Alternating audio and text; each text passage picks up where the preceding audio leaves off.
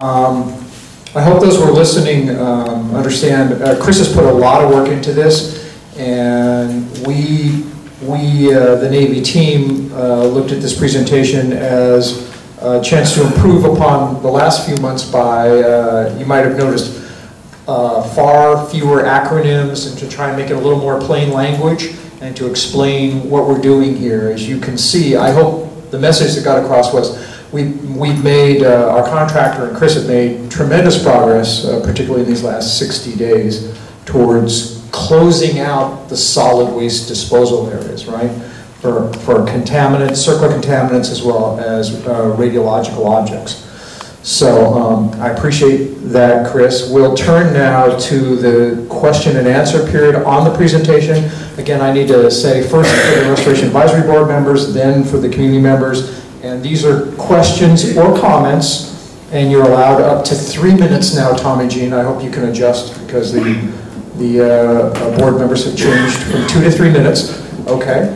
And again, this is a comment period for questions and comments that pertain strictly to Chris's presentation. We have a separate Q&A period that's general in nature and basically opens up the discussion to other items. But I will now open it up to the Restoration Advisory Board. Any members that have questions you wish to, or comments that you wish to address to Chris Yantos? Becky. Yeah, Chris, can you explain why North Point had to be closed? Oh, sure. What's put up? I think it's like slide 3 or 4. It's early in the presentation. Yeah, so Becky, yeah.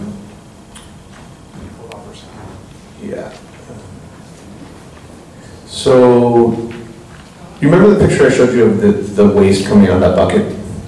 So, going into this project, we knew how much clean backfill had to be excavated, okay? Because that was a known quantity from the previous phase.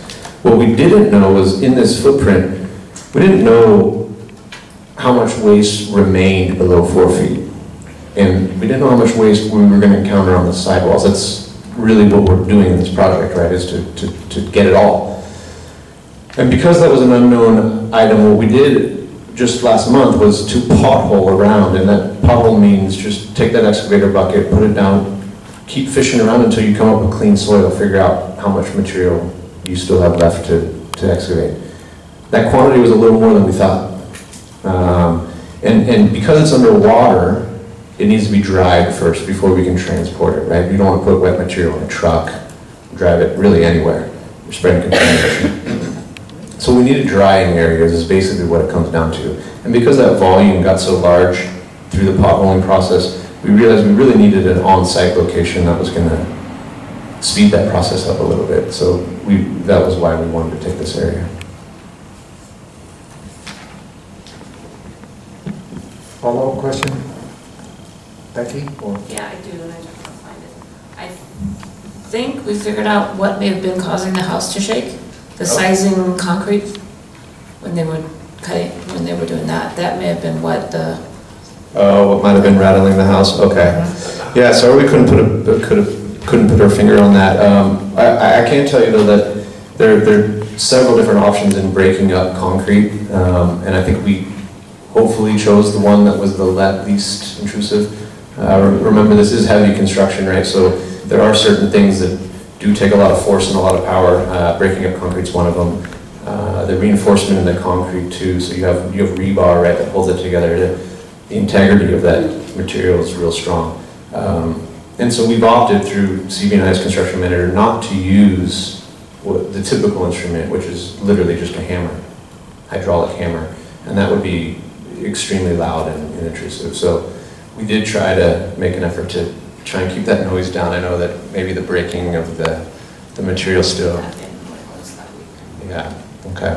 We'll be cognizant of that. I think we're actually done at Bayside, so we'll be moving over to North Point. So you might not notice. Okay. Thanks, Becky. Anything else for me? Any other RAB comments? Hey, John. Chris, on the Bayside area where that water is that, do you test out water whether or not that water is carrying any type of contaminants? So for this project, no. Unless the material, so typically for all of our BRAC projects, remediation projects, the water is not tested until you actually remove it and take it somewhere else, or remove it and use it for something else.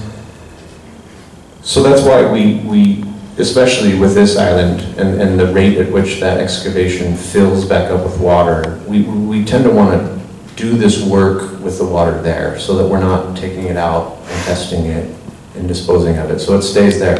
The answer to your question of whether the groundwater itself gets contaminated, the groundwater program, I don't believe, has any indications of rad contaminants. No, there have been wells there for years, John, and the results don't show that there's any groundwater contamination for radium.